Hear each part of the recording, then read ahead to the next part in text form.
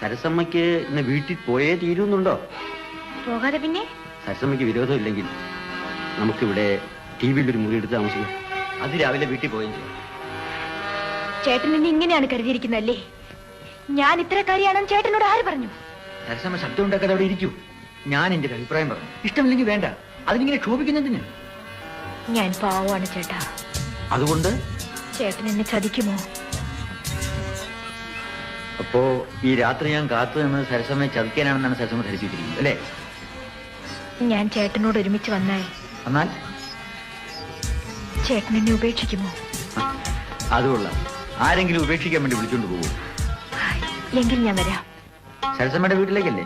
അല്ല, ചേട്ടൻ പറഞ്ഞെടുത്ത്. ടി വിയിലേക്കോ? എന്താ ഇത്ര പെട്ടെന്ന് ഇങ്ങനെ തോന്നാൻ കാര്യം? ചേട്ടൻ വിളിച്ചിട്ട് ഞാൻ വരാതിരുന്നാൽ ചേട്ടന് വിഷമം തോന്നില്ലേ? എനിക്കൊരു വിഷമവുമില്ല. എനിക്ക് വിഷമമുണ്ട്.